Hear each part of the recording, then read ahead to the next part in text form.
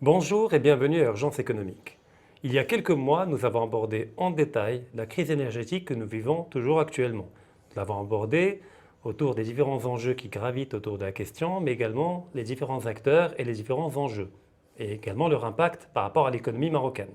Depuis, de l'eau a coulé sous les ponts et d'autres événements majeurs sont venus s'ajouter à la crise que l'on vit depuis plusieurs mois. Donc, nous avons jugé qu'il est temps d'en reparler et de revoir dans quelle mesure cela va impacter le Maroc et comment le Maroc devrait s'y préparer. On en parle avec notre invité immédiatement après le générique.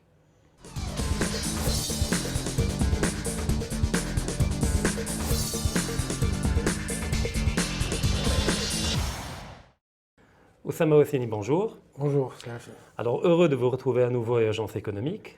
Plaisir est partagé. Nous avons eu le plaisir de vous accueillir la dernière fois, il y a quelques mois, j'en parlais juste avant, et on avait déblayé un peu globalement les enjeux et les différents acteurs qui interviennent au niveau de cette crise-là. Les acteurs qui agissent et les acteurs qui subissent également. Donc aujourd'hui, je rappelle déjà, vous êtes expert en intelligence économique en supply chain, donc vous êtes très bien placé pour parler de la question, puisque, comme je l'ai dit d'autres fois, vous maîtrisez autant l'aspect théorique que l'aspect pratique et opérationnel, à l'échelle mondiale, régionale, mais également marocaine. Donc je disais que de l'eau a coulé sous les ponts. Alors où en est-on exactement par rapport à la crise énergétique? Je dirais tout simplement que dès le départ, pour que le débat, l'affaire de la Samir, elle devienne de plus en plus urgente. En ce qui vient de se passer hier, au niveau de la décision prise par l'OPEP+, de baisser de 2 millions de barils par jour la production. Maintenant, la question qui se pose, quel est l'intérêt de baisser de 2 millions de barils par jour la décision qui a été prise par l'OPEP? Il y en a des gens, par surface, qui disent que l'OPEP s'est mis du côté des Russes. Il a laissé tomber les Américains, les alliés, les G7 ou l'OCDE. À mon avis, si on creuse un peu plus la question, c'est une raison un peu plus intelligente et réfléchie de la part de l'OPEP. Déjà, il faut rappeler que quand on dit OPEP, on dit principalement Arabie Saoudite. L'Arabie Saoudite et la Russie. OPEP+. OPEP+, tous les deux ont la même capacité de production de pétrole journalier. Qui est la plus grande dans le monde. La plus grande dans le monde. Donc la décision qui a été prise, moi, à mon avis, si on creuse un peu plus la décision qui a été prise, c'est que l'OPEP cherche sa souveraineté à partir de cette prise de décision. Je m'explique. On a entendu à travers le G7 et l'OCDE qu'ils ont l'intention de fixer les prix de l'énergie, vu la crise actuelle avec la Russie. Effectivement, je pense que l'OPEP+ n'a pas voulu jouer ce jeu.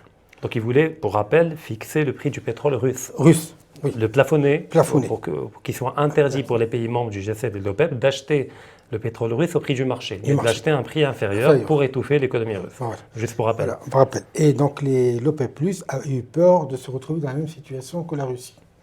Donc, pour pouvoir imposer, comme on dit, celui qui maîtrise le flux, maîtrise la décision, en baissant de 2 millions de barils par jour, ils ont imposé un peu le règle du jeu au niveau des pays consommateurs et bien entendu aux États-Unis et au niveau des pays de l'OCDE.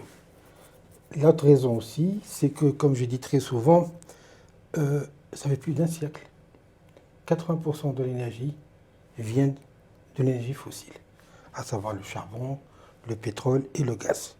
Et depuis le temps, même si on parle de transition énergétique et tout ça... Ou du nucléaire également, c'est une part minoritaire. Donc l'énergie fossile reste toujours le même. Mais il y a un problème, c'est que suite à cette théorie de transition énergétique, les Seven Sisters, les 7 plus grandes compagnies mondiales d'énergie qui font la recherche, avant, ils faisaient des budgets d'investissement de pétrole approximativement de 600 milliards de dollars. Actuellement, ils tournent approximativement à 300 milliards. Donc c'est des budgets pour trouver de nouvelles poches de gaz, de pétrole. etc. Donc ils ne font plus d'investissement. Donc globalement, on est au niveau des mêmes poches. Des mêmes poches, etc. Il y a seulement les Russes, à travers Gazprom, qui ont, eux, continué leur investissement. Donc le problème qui se pose, c'est que ces gisements, comme vous savez très bien, ils ont une durée de vie. Donc c'est comme un puits, vous commencez à pomper, à un certain moment, tu ne trouves pas, il faut aller ailleurs. Mais comme on est arrivé au pic, on est en train de dépasser le pic, en prenant cette décision, l'OPEP+ va se permettre de gagner encore plus d'argent et ce qui de pouvoir relancer de nouveaux investissements. Mais cette décision, il faut comprendre aussi une chose, c'est que cette décision, elle a été prise, mais elle ne règle pas automatiquement le problème. Comme vous savez très bien, au moment de trouver un gisement et d'être opérationnel, ça prend 7 ans, 10 ans. Voilà. D'accord. Donc, au fait, si j'ai bien compris, la production et le forage et la mise en valeur d'une poche, par exemple de gaz ou de pétrole, a une temporalité de longue durée qui n'est pas celle de la consommation immédiate de l'économie et des particuliers. Et que le décalage entre les deux fera qu'il y aura une distorsion au niveau des prix avec une envolée des prix. Vous dites également que, mis à part la Russie qui a investi dans la recherche de nouveaux sites pétroliers et gaziers, la plupart des grandes compagnies occidentales principalement ne l'ont pas fait. Et donc on se retrouve avec un pic pétrolier, mais ce n'est pas un pic par rapport au pétrole potentiel, mais par rapport au pétrole déjà connu et déjà exploité. Je pourrais même vous dire qu'il y a encore le 3/4 de l'énergie carbone encore sous terre. D'accord.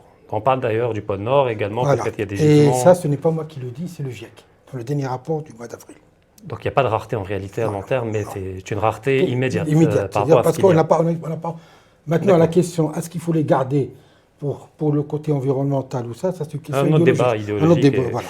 Alors maintenant, il y a une autre dimension. À part le pétrole, il y a le raffinage. Oui. On est par rapport aux raffineries. Parce qu'on a vu que l'essentiel de l'envolée des prix, ce n'était pas uniquement le jeu de l'offre et de la demande de pétrole, mais c'est également un jeu assez particulier qu'ont joué les raffineries en créant une rareté artificielle au niveau des marchés spot, en gonflant les prix, avec des marges. Eh bien, je vais vous dire une chose. On a vu d'ailleurs l'évolution des marges qui ont elle explosé. Elle est passée de $10 le baril à $60 le baril au niveau du raffinage. Eh bien, je vais vous dire, c'est encore plus beau pour eux. Je vous expliquerai ça. On prenant la décision de baisser de 2 millions de barils par jour. Je vous garantis que à partir d'aujourd'hui et même de demain, les Américains ne n'exporteront plus leur pétrole. Et qu'on le garder comme réserve stratégique. Parce qu'ils ont déjà pompé une grande partie, plus de 60% des réserves, et comme ils pompent déjà 1 million par jour, donc pour pouvoir garder un prix au niveau des États-Unis, maintenant, ils vont plus exporter, ils le garderont pour eux-mêmes. Ça permettra de gérer également leur inflation. Leur inflation, voilà.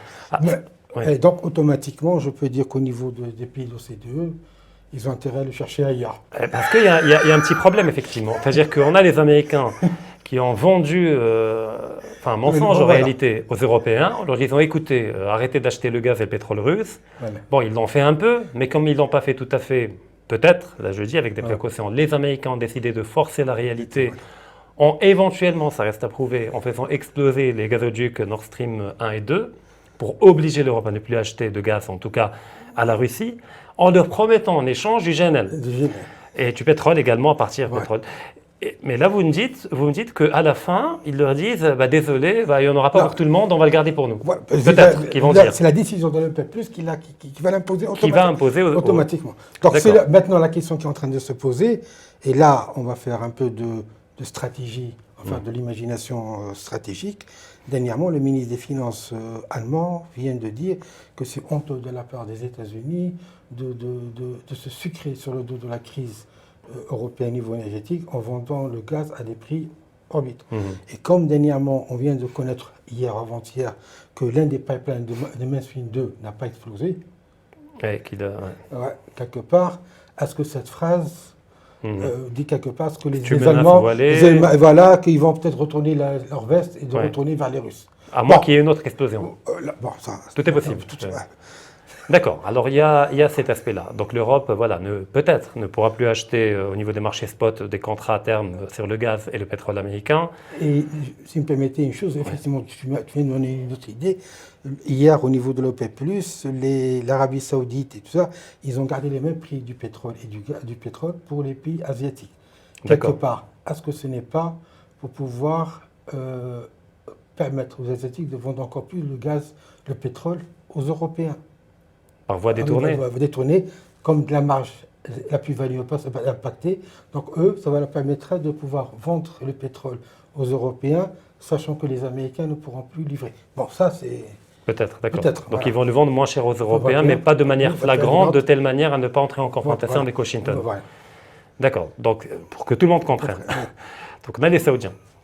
Ils vont artificiellement faire augmenter le prix au niveau des marchés spot en réduisant avec les Russes les quantités de pétrole produites et mises sur le marché. Mais comme ils n'ont pas peut-être intérêt à ce que l'Europe coule et qu'ils veulent quand même garder des marges, et qu'ils ne veulent pas vendre directement à des prix préférentiels à l'Europe, car ça va être mal vu par Washington, ils ont décidé de passer par l'économie asiatique en leur vendant à des prix préférentiels pour permettre aux Asiatiques, aux raffineries notamment indiennes, C'est ce que etc., faisaient les Russes avant. exactement, de revendre à l'Europe, comme ça on dira c'est les Indiens qui vendent, c'est pas nous. D'accord. Et puis vous parliez de l'ancien ministre de l'économie allemand. Non, l'actuel. L'actuel, d'accord, l'actuel. Mais d'ailleurs, il n'y a pas que lui, parce qu'il y a même Angela Merkel, qui était connue pour être atlantiste, proche des États-Unis, mais qui est allemande avant d'être pro-américaine, qui s'est mise récemment également à peut-être inviter l'Europe et l'Allemagne à trouver un terrain de compromis avec la Russie, de trouver une solution diplomatique au conflit. On a vu Elon Musk également changer de posture. Alors, il était intégralement pro-ukrainien. Sur Twitter, il a lancé une forme de référendum voilà, pour inviter... La raison, il faut comprendre aussi, si on peut mettre... Donc globalement, il y a beaucoup de gens qui sont dérangés aujourd'hui. La raison de Elon Musk pour Twitter, c'est il a acheté Twitter... finalement, ce n'est pas fait. Bon, mais ça sera fait. C'est qu'il veut l'utiliser comme un outil stratégique de communication pour ses produits. D'accord, non, mais oui, ça oui, mais je ne parlais pas de ça. Moi, je parlais de... Il a fait un tweet où il a lancé un référendum sur Twitter, voilà, la paix ou pas la paix avec la Russie. C'est-à-dire qu'il pousse l'Ukraine à négocier avec les Russes. C'est que globalement, il y a de plus en plus de gens très riches et très puissants qui ont intérêt à ce que la guerre prenne fin. Pour des raisons énergétiques principalement, économiques. Il y a aussi, l'une des raisons pourquoi aussi l'OPEP+ a pris cette décision de baisser, c'est qu'ils n'ont plus confiance dans les États-Unis suite à blocage des comptes des Russes. Ils ont eu peur. Et de la Banque centrale, les avoirs de la Banque centrale. Donc ils ont eu peur, eux, de leur côté, de se retrouver. Donc ils ont imposé, comme je dis, celui qui maîtrise le flux, maîtrise la décision. Donc ils ont donné le là qui va se passer. Et je dirais même, à travers cette décision, l'euro, c'est mort, personnellement, et le dollar, il va prendre un coup aussi. Donc en fait, il est en réanimation, l'euro, depuis des années. Déjà, on sait très bien qu'il est condamné à mourir en raison des politiques monétaires menées, en raison des déséquilibres qu'il crée à l'intérieur de la zone euro, entre notamment le Non, c'est un très beau coup qui a été joué par l'OPEP+. J'en suis épaté. En plus, il y a une réunion qui a duré seulement 30 minutes. Pour prendre un truc pareil. La décision était déjà prise avant. Voilà. Et d'ailleurs, il faut rappeler que peut-être le prince héritier Mohammed Salman d'Arabie Saoudite est toujours tenu par Washington à travers l'affaire Khashoggi. Et il sait très bien que comme ils ont fait aux Russes, ils peuvent lui ressortir l'affaire à n'importe quel moment et décider qu'il n'est pas apte à être le prince héritier, d'autant plus qu'il l'a été contre la coutume, sachant que ça passe par le frère, et qu'il a une position très fragile et qu'il a intérêt à faire cela, premièrement pour s'extirper du contrôle américain et peut-être de pousser le monde vers une plus grande multipolarité où il peut exister, où l'Arabie Saoudite peut exister avec une marge d'autonomie. C'est l'une des raisons pour lesquelles son père l'a nommé chef du gouvernement pour avoir cette immunité. Pour le protéger davantage. Pour davantage, voilà. Deuxième élément. Alors maintenant, on a fait une cartographie globale. Maintenant, depuis la dernière fois quand on s'est vu, comment a évolué l'impact sur le Maroc? On a quand même vu les prix à la pompe diminuer, c'est un euphémisme. Je veux dire, ils n'ont jamais retrouvé leur niveau d'il y a un an. Mais aujourd'hui, on est à 14 dirhams à peu près, alors qu'on a frôlé les 18 il y a quelques mois. Peut-on dire que voilà, l'impact s'est atténué ou c'est un leurre, une illusion et que ça peut devenir pire à l'avenir? C'est le calme avant la tempête, comme on dit. Alors la tempête, c'est quoi? La tempête, franchement, je répète ce que je vous ai dit au début, l'affaire de la Samir ne fait que s'imposer de plus en plus. Mais avant d'arriver à la Samir, il faut que les gens qui nous suivent comprennent et mettent la relation avec ce qu'on a dit tout à l'heure. Partant de l'hypothèse que les Américains décident d'arrêter de mettre leur pétrole, leur marché au niveau des... Ça c'est mathématique et c'est super. Donc quand ils vont, on va dire quand ils vont faire, et qu'ils vont créer une rareté artificielle au niveau des marchés spot. Et tout le monde va s'arracher les contrats, peu importe le prix, parce que c'est une demande rigide, on ne peut pas vivre sans énergie. Ça veut dire qu'effectivement les Européens vont se rabattre ailleurs, sur d'autres pétroles. Et le Maroc aura des difficultés à trouver des contrats de livraison de pétrole et de gaz, plus de pétrole que de gaz. Et ça veut dire que quoi? On aura des pénuries, ou le prix va exploser, ou les deux? Non, premièrement, le prix va exploser. Ça, il n'y a pas de souci. Le prix va exploser. Maintenant, la question qui se pose, est-ce qu'on est assez capable de pouvoir payer ce prix? En termes de devises, vous voulez dire, parce qu'on a un problème toujours de réserve de change. C'est l'une des raisons pour lesquelles tonton Joali, parce que je l'appelle comme ça, je l'aime bien, vu la décision qu'il a prise, pour moi c'est un homme d'État. Bravo, malgré toute la pression qu'il peut avoir, il a tenu son rôle, à savoir garantir la souveraineté monétaire du pays. Bravo, chapeau. Ça fait plaisir de trouver des hommes d'État qui ne se laissent pas aller à influencer. Donc le problème, c'est qu'on va se retrouver, maintenant le dollar, il est à 12 dirhams, avant il était à 8 dirhams. On achète la même quantité, mais malheureusement, mais plus cher parce que avec beaucoup plus il a pris de la valeur contre l'euro, mais ça se répercute au niveau du dirham. Donc le problème qui se posait, c'est on remonte en auto, c'est il voulait garantir le taux de change, une balance commerciale, sinon on allait être attaqué par la dette extérieure, par des fonds. Mais la dette extérieure, de toute manière, elle va prendre de la valeur du fait de la valorisation du dollar. Ça, on n'y peut rien. Ils vont attaquer dessus et ça va encore tuer encore plus le dirham. Maintenant, la question, mais malheureusement, comme je dis très souvent à des amis pour rigoler, les banques centrales n'impriment pas le pétrole, ni le gaz, ni le charbon. Ni de la richesse, ni de la valeur, de la monnaie. C'est juste à moins de 3 ans, malheureusement. Donc le seul moyen, c'est que maintenant on va se retrouver, ça dépendra de notre balance commerciale.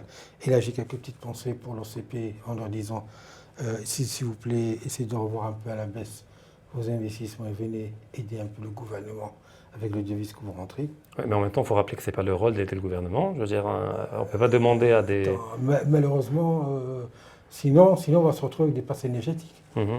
Ouais, bah ça, je pense qu'on ne va pas y échapper, mais c'est un autre débat. Ouais. Bon, ça c'est... À l'échelle planétaire, d'ailleurs. Voilà, je dis, pour un climat social, comme ce n'est pas le rôle, comme je dis très souvent, le désastre pour un directeur d'une banque centrale, ce n'est pas d'avoir une âme sociale. Ça, c'est le rôle du gouvernement, lui. Donc, je dis par là, c'est qu'on aura du mal si les prix vont... Maintenant, ils sont presque à 100 $ aujourd'hui. Donc, ça permet de colmater la brèche. C'est-à-dire, on a un bateau avec un trou énorme. Non, je vais dire une chose. Ça ne règle pas le problème. Non. Le problème, pour régler le problème, une fois pour toutes, il faut qu'on revoie notre politique énergétique. Alors, pour en parler un peu. Maintenant, le reste, c'est du pipeau. D'accord. Mais alors, déjà, parlons de notre politique énergétique. On a adopté depuis plusieurs années une politique de mix énergétique. Donc, l'idée étant pour moins dépendre du pétrole, davantage que du gaz. D'ailleurs, on parle du gaz comme étant une énergie propre, ce qui n'est pas le cas. Mais des deux, on a développé toute une stratégie d'énergie renouvelable, axée principalement sur l'énergie solaire, vu le climat du Maroc, qui a un avantage compétitif important. Mais également sur les éoliennes, même si c'est pour la déco en réalité, on sait très bien que ce n'est pas rentable et que ce n'est rentable que parce qu'en général, c'est subventionné par les États. Non, je dirais même plus loin. Avec la fermeture de Semsa Gamessad à Tanger. De quoi? Comment ça s'appelle? Doucement pour que les gens... Les Semsa Gamessad qui se trouvaient à Tanger, qui fabriquaient les pannes des éoliennes. Oui, c'est une entreprise espagnole, je crois. Ou... Non, c'était à Tanger, c'était une zone se trouvait en France, qui fabriquait les éoliennes. Elle n'a même pas une durée de vie de 5 ans. Donc je dirais... Ah oui, il y a un groupe danois d'ailleurs qui a décidé de quitter le Maroc. Non, oui, c'est ça. Oui, c'est ça. C'est de d'eau qu'on parle, d'accord. D'accord. Donc, ça prouve une seule chose, que l'éolien terrestre est mort. Donc l'éolien terrestre est mort, d'accord. Il reste juste les éoliens offshore. Donc rentablement, les éoliens terrestres ne sont plus rentables.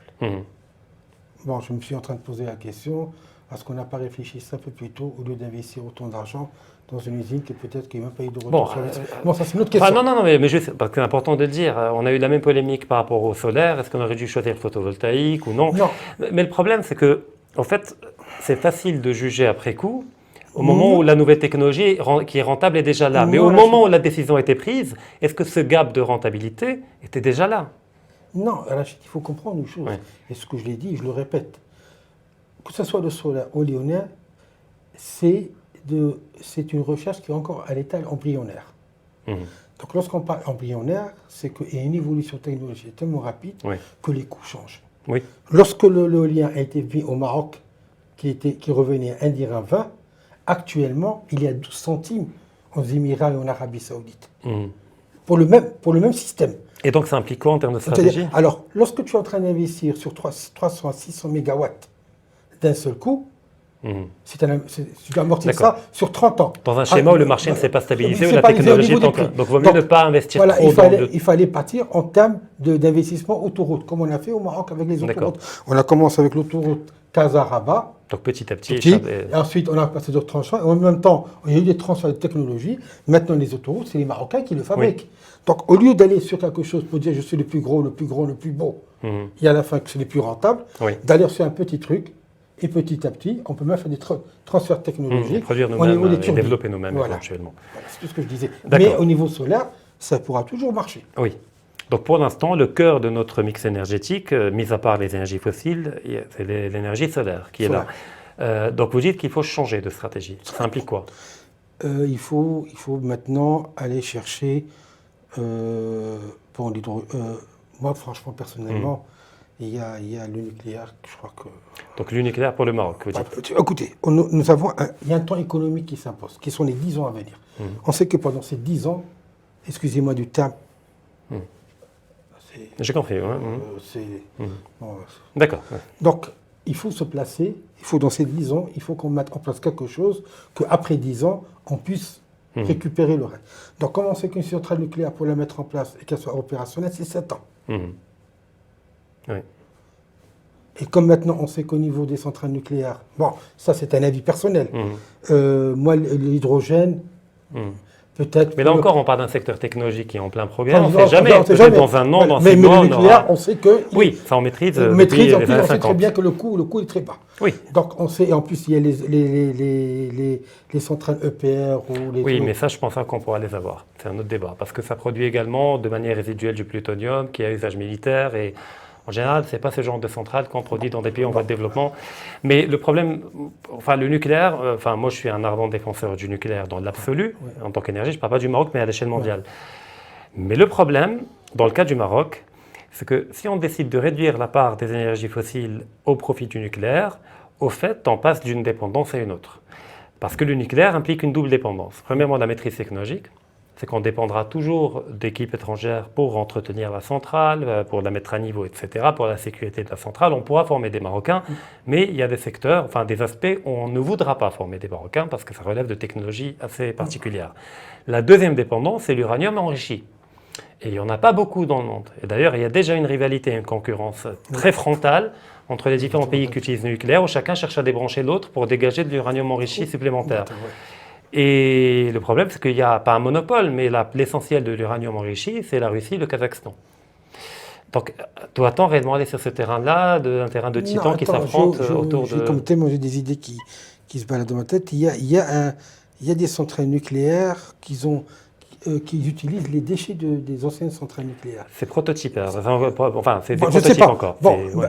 L'essentiel, tout ce que je peux te dire, c'est que dans les 10 ans, il faut que la solution soit trouvée. D'accord, donc le nucléaire, c'est une hypothèse et doit être explorée. Bon, là, on ne sont pas des ingénieurs du nucléaire, mais l'idée, économiquement parlant, de notre point de vue, elle pourrait être intéressante. Après, c'est aux experts du nucléaire de voir. Il y a aussi celui du Sénégal, la Mauritanie, Maroc, vers l'Europe qui remonte vers l'Espagne. Ça il est économiquement et financièrement très rentable. Alors, vous dites ça pour les royalties que l'on touche dû au passage du gazoduc par le territoire marocain, ou bien parce que le Maroc va être payé, comme c'est souvent le cas dans ce genre de schéma, par du gaz naturel également, qui pourra prélever sur le gaz qui transite, ce qui permettra d'avoir du gaz naturel. Le gisement qu'on appelle le canard, je ne sais pas, j'oublie son nom, de Mauritanie-Sénégal, c'est un gisement de 30 ans. Donc je peux vous dire qu'on a réglé le problème au Maroc pour 30 ans. Enfin pour les 3 pays, au fait. Voilà. Et un peu pour l'Europe, si jamais on le vend. Voilà. Non, c'est sûr que c'est pour l'Europe, parce que la capacité d'extraction est trop importante pour la consommation. D'accord. Donc nous, on va prélever ce dont on a besoin pour nos besoins nationaux, et l'essentiel va être vendu. Alors, donc on garde le nucléaire, on garde le gazoduc Sénégal, Mauritanie, Maroc. On en a parlé d'ailleurs la dernière fois, de l'impératif de relancer Samir. Pour moi, ce sera le seul moyen, parce que les raffineries actuellement, comme vous avez pu remarquer, en France et en Belgique, etc., ils sont fermés pour des problèmes de syndicats. Il y a des grèves, etc. qui ont créé des pénuries en France. On reste à la merci de la décision, on reste souverain. La décision. Donc il est préférable d'avoir notre propre pour éponger, amortir un peu cette... donc au moins pour garantir une partie des besoins du Maroc, ça ne pourra pas garantir l'intégralité. Et donc l'autre fois, la dernière fois, il y a quelques mois, on avait parlé de la Samir pour une double raison. Premièrement, pour la capacité de raffinage. Deuxièmement, pour des capacités de stockage. Parce qu'on a déjà parlé à plusieurs reprises, même en dehors d'urgence économique, de la question du stock stratégique. Parce qu'au Maroc, vous partez de l'idée qu'on est dans un schéma de vulnérabilité. On ne connaît pas exactement quel est le stock au Maroc. Mais c'est le travail de qui de connaître? Le gouvernement? Il y a une agence? Il y a le ministère de l'ONI, je sais pas qui. L'ONI, le ministère de l'Énergie, les commissions, etc. Apparemment, on dit qu'on a 3 semaines de stock. Et j'y crois même pas. Donc si on n'importe rien, on peut puiser dans les stocks. Non, mais disons 3 mois. Je veux dire. Pour vous, quel est le niveau le plus sûr? Sur ce qu'il y avait, moi personnellement, je voudrais bien qu'on fasse la même politique que nous avons mis en place au niveau des minoteries. ce que j'ai beaucoup aimé, c'est que chaque autorisation de fabrication de minoterie, elle est obligée d'avoir son propre stockage. D'accord. Donc même en termes d'infrastructure, la loi oblige. Oblige, etc. Donc automatiquement, le Maroc n'a pas construit de nouvelles et on a toujours les 6 mois de stock au niveau blé. D'accord, donc c'est garanti. C'est garanti. Donc là, ça procède de la souveraineté. En tout cas, de la sécurité alimentaire, on ne peut pas parler de souveraineté. Ouais. Donc au niveau du pétrole, il y a la SAMIR qui va jouer un rôle, mais on demandera aux compagnies distributeurs. Non, c'est déjà le cas. Normalement, il est demandé aux compagnies d'avoir un minimum de stock. Je vais vous dire une chose, il y a des compagnies au Maroc qui sont en train de pouvoir leur essence, ils sont en train d'acheter auprès de leurs concurrents. D'accord, donc tellement... ils n'ont pas de stock. Alors d'ailleurs, il y a un élément. Le dernier rapport du Conseil de la concurrence. Oui. Vous en pensez quoi? No comment. D'accord. Alors, au-delà du no comment, donc bon, il dit que voilà, ils sont sucrés, voilà, sur le dos des Marocains, parce que quand le prix augmente, ils augmentent, ils sont au rendez-vous. Quand il baisse, on attend un peu, voilà, Écoutez, de se faire. Pourquoi je vous ai dit no comment? Non, mais après l'étape suivante, c'est quoi? Une sanction? Faut-il, récupérer l'argent? J'ai planté le décor. Vous êtes d'accord que ce rapport de la Commission a été fait par la Commission des finances du Parlement? La première fois. Oui, mais ce n'est pas des experts, c'est pas le Conseil de la concurrence. Non, c'est législatif. Tu es d'accord avec moi? Non, mais ce n'est pas une loi, c'est juste un rapport. Non, la question n'est pas là. D'accord. Un rapport qui a été étudié par des députés. Un débat qui a eu lieu au sein même de l'hémicycle. Donc tu as le pouvoir législatif et le pouvoir exécutif qui étaient d'accord sur l'état des lieux. Oui. Est-ce qu'une décision judiciaire a été prise? Non. Qu'est-ce que ça veut dire? Non, en fait, pas judiciaire, mais le Conseil de concurrence à l'époque. Non, moi je ne parle pas du Conseil de concurrence. Entre le pouvoir législatif qui est le Parlement et le pouvoir exécutif qui est le gouvernement. Mais le gouvernement... Est-ce que le ministère de la Justice a pris le dossier, il a dit au procureur du roi, faites-moi une... Non, mais attendez. Juste pour ne pas nous emballer par rapport à cette question-là. Est-ce que ça relève des prérogatives du ministère de la Justice d'intervenir là-dedans, sachant qu'il n'y a pas de crime au sens pénal du terme, qui a été mis en avant par l'enquête parlementaire, d'accord, par le rapport qui a été produit, mais c'était dans une logique économique de non-concurrence, de non-respect d'alignement sur les prix, etc.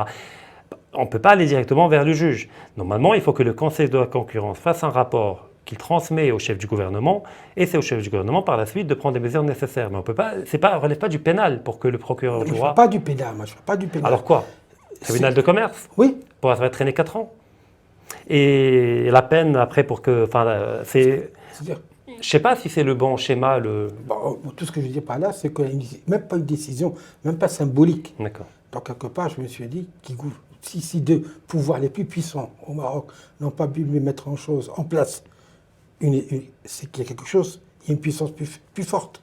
Mais là, on a quand même un rapport du Conseil de la concurrence qui a confirmé ce qui a été dit dans le rapport. C'est pour ça que je te dis non comment. D'accord. Donc maintenant, on va attendre et voir ce qui va se passer. Voilà. D'accord. Alors imaginons le gouvernement décide de ne pas réagir, la SAMIR n'est pas réactivée. Alors qu'est-ce qui nous attend? Eh bien, on va s'attendre, on va pas trouver les moyens de s'alimenter, d'alimenter nos stocks de fuel.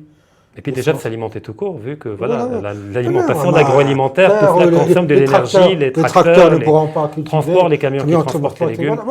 Donc on est dans un schéma... Comme je dis très souvent, vu le PLF qu'on a, avec les 4,5... Non, mais ça c'est du fantasme. Non, je veux dire par là, c'est que j'ai l'impression qu'ils ne connaissent pas quelle est l'élasticité du prix de l'énergie au niveau d'un modèle économique. Non, mais pour moi, alors je vais caricaturer, mais pour moi, le PLF 2023, c'est une croissance économique de 4,5%, Inch'Allah. Au niveau des recettes du gouvernement, donc les recettes viennent des 50% du privé. Oui. Donc imagine, donc tu as 50% qui viennent de fonctionnement, à savoir les salaires des fonctionnaires, j'augmente de 20%. Les salaires et tu as les 4,5% de croissance. Pas aussi simple. Si. Non, mais parce que tout simplement, alors si on raisonne à très très court terme, oui. Oui, voilà, c'est tout. Non, mais attendez, mais quand même on est dans une logique triennale, d'accord, pour préparer la loi de finances. Ouais. Et que quand on augmente les salaires de manière artificielle, on a pu en faire un bouton, ça provoque immédiatement de l'inflation qui va provoquer des faillites, une contraction du pouvoir d'achat. Ouais, est-ce que vous allez, je termine, ce que vous allez gagner en termes de recettes fiscales au niveau des salariés, vous allez le perdre au niveau du privé. vu les faillites que ça va provoquer, le nombre de ventes, d'achats. Bien. Donc c'est une dynamique qui s'annule. Là, c'est un raisonnement logique que tu viens d'avoir. Oui. C'est pour ça, pour moi personnellement aussi, l'augmentation de 0,5 points de base faite par Joali, c'est qu'il est en train d'envoyer un message au gouvernement. Donc ne vous amusez pas Pas trop vous à jouer avec l'augmentation des SMIC que vous venez de faire. Oui, oui. Arrêtez vos bêtises, parce qu'on sait très bien que l'histoire économique a démontré que l'inflation vient de deux choses, soit une augmentation masse salariale, ou bien de l'énergie. Oui. L'énergie, on va la subir. Ça, on n'a pas le choix. On n'a pas le choix. Mais par contre, au niveau du salaire, ne jouez pas à ce jeu de dupes pour pouvoir créer une accalmie sociale qui est fausse. Ah, on est d'accord. Voilà. D'accord. Donc vous dites que voilà, si le gouvernement ne fait rien pour réactiver la Samir, on va se retrouver dans un schéma de pénurie, d'inflation encore plus grande qui va toucher tous les secteurs, dans le secteur agroalimentaire, le secteur du transport, tous les secteurs en réalité. Tout est touché par l'énergie. Et on pourra se retrouver dans un schéma de récession économique profonde, d'effondrement économique, dépression. Même davantage, effectivement. En fait, la récession, elle est quasiment partout aujourd'hui en Europe, même si on la cache en Amérique. N'y a-t-il pas des moyens un peu palliatifs pour atténuer un peu le choc, comme par exemple généraliser là où on peut le télétravail par la loi? C'est-à-dire d'obliger les entreprises qui le peuvent, de par leur nature, enfin une industrie, on ne peut pas télétravail, mais dans des services en tout cas, d'avoir minimum un tiers de salariés au télétravail, ce qui permet de réduire les déplacements. Ça, je suis tout à fait d'accord. Ça, c'est des petits outils. De réduire un peu. Mais ça, c'est juste une gestion courante. Mais ce qui serait plus intéressant, c'est de mettre en place une nouvelle stratégie énergétique dans ce pays. Ah, ça, je suis d'accord, mais moi, pourquoi je pose ces questions palliatives? Parce que je pars de l'idée que le gouvernement ne va pas réactiver la Samir, parce qu'on sait très bien que s'il n'a pas été réactivé il y a quelques mois, parce qu'il y a des forces effectivement très puissantes qui n'ont pas intérêt, et qui n'ont toujours pas intérêt, je veux dire, ça va changer depuis. Mais cette puissance, elle peut changer de camp. J'espère. Alors moi, ce qui est en train de se passer. Oui, moi il y a un élément qui me rend un peu optimiste par rapport à cette perspective-là, c'est le rapport du Conseil de la concurrence. Il n'est pas tombé à ce moment-là par hasard, il n'est pas tombé avec ses conclusions. Par hasard. C'est peut-être un deuxième signal après le taux directeur de Banque Maghreb qui est envoyé au gouvernement, c'est-à-dire attention, d'accord, vous êtes en train de jouer avec le feu, d'accord, alors faites votre boulot et peut-être ça veut dire réactiver votre SAMIR. Peut-être il y a des signaux forts, des signaux faibles. Tout à fait d'accord avec toi. Mais pour moi, personnellement... On vient de les traduire pour le gouvernement. Voilà. Mais pour moi, personnellement, il n'y a pas de... Tant qu'on n'aura pas une nouvelle énergie, on restera toujours dans ce problème de récession, de dépression. Et puis c'est parti pour durer le bras de fer avec la Russie et Washington, c'est pas demain que ça va se régler. Écoutez, je vais vous dire une chose, c'est pas un scoop. Le coût de baril ne va pas descendre en dessous de $100 au minimum pendant 30 ans. Bon, après... Là, ça, c'est mathématique. Non, mais comme disait Keynes, à long terme, on sera tous morts. En tout cas, ce qui nous intéresse déjà, c'est dans un horizon de 5-8 ans. Pour moi, ça aussi, c'est déjà pour moi mort. Lorsqu'on est en un gouvernement, comme on l'a discuté la dernière fois, c'est de mettre en place une stratégie. Après, tout est possible. Vous savez, l'économie n'est pas une science mathématique, une science exacte. Demain, vous avez un effondrement économique total de la zone euro, vous avez le baril qui descend à 40. Oui. On ne sait jamais, voilà, tout est possible. Pas vraiment. Je vais dire aussi pourquoi. Pourquoi? Vous savez très bien qu'au niveau du PIB, il est réalisé par 3 facteurs. 70% du PIB provient de la consommation, 20 à 25% provient de la balance commerciale, et 5 à 10% provient des recherches et développement et du stock. Je vous dis une chose très sérieuse. Vous voulez augmenter votre PIB de 1,5, 1,4. Vous allez vous exciter sur la consommation, ou bien sur la balance commerciale. Ou la R&D. Voilà. Donc sur la R&D, donc sur commercial, vous augmentez de 20% votre consommation et vous avez les 1,4. Ok. Les 1,4, la consommation, qui consomme? Reprenons les choses d'un point de vue démographique. Les jeunes. Des jeunes. Les gens entre 25 ans et 50 ans. Ils sortent actifs. Il va chercher les jeunes appartement, couples, l'immobilier, la voiture, la première voiture, etc. Les équipements électroménagers. Démographiquement en Europe, oui, un vieillissement. 50% de la population a plus de 45 ans. Déjà, même en Asie, les deux. Même en Asie. Je prends le Japon. Prenons le Japon comme exemple. Il a 50 ans d'avance dans ce qui va se passer. Ils sont 112, 120 millions peut-être habitants. 120 millions. Et ils vont passer à 85, 90 millions en 2035. Ils ont plus de 20 millions d'habitations vides. Imaginez que vous êtes un Doha ou un groupe immobilier japonais. C'est des pertes sèches.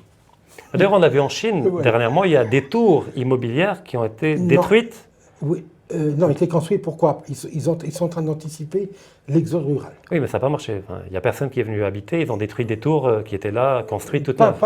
Moi, personnellement, je pense qu'ils ont anticipé un peu. Mais mal calculé. Et calculé, parce qu'ils vont passer dans... D'accord. Donc, ils ont anticipé les choses. Mais par contre, donc, les banques au Japon, on sait très bien que 80% de leurs recettes, ou plus, proviennent de la crise de consommation, des crédits immobiliers. Mais comme il existe déjà des maisons, pourquoi on construit? Parce que la population augmente. Comme dans tout le monde. Je vous ai dit, on est approximativement aujourd'hui 7 à 8 milliards d'habitants. En 2100, ce sera 5 milliards. Sauf l'Afrique, où il y aura 1,5 milliard supplémentaire. Voilà. Oui. D'accord. Alors, donc on rappellera que... On ne va pas donner toute la stratégie. Donc, non, on est d'accord. Donc on part de l'idée que voilà, au moins il y a un levier sur lequel on peut agir. C'est notre souveraineté énergétique qui passe par le fait de revoir notre stratégie énergétique à long terme, mais également un autre levier immédiat qui est la SAMIA. Alors peut-être pas immédiat autant qu'on le souhaiterait, c'est pas en un mois qu'on va la réactiver, parce qu'elle a été délaissée pendant très longtemps, ça doit être 1 an, 2 ans, 3 ans, mais voilà, vaut mieux tard que jamais. Voilà. Et de toute manière, elle sera utile d'ici 3 ans ou 2 ans, 1 an, ça dépendra des efforts qu'on... Après bon, il y a des problèmes juridiques, il y a encore un procès, mais tout cela peut être décrété, on peut invoquer la raison d'État. La raison d'État, là on tranche, comme on a fait durant le Covid, comme on a fait par rapport à d'autres aspects. Donc alerte rouge, à nouveau, la SAMIR, voilà, il faut sauver le soldat SAMIR. Sinon, je suis sûr que maintenant les États-Unis, je répète, ne vendront plus leur pétrole ni gaz. Aucun baril de pétrole ni de gaz de schiste. Alors, Oussama Hosseini, merci infiniment pour cette note très optimiste. Mais en même temps, on va pas... Bonne année 2023. Oui, merci. Bon, on va pas, écoutez, on va pas cacher le réel. Le réel est ce qu'il est. Malheureusement, voilà, s'il est problématique, il est problématique, mais il faut anticiper et s'y adapter. Voilà. Merci infiniment. Je vous remercie infiniment. Moi de même. Merci. Et je remercie également tous les gens qui nous ont suivis. Et je vous donne rendez-vous, comme d'habitude, la semaine prochaine pour un nouvel épisode.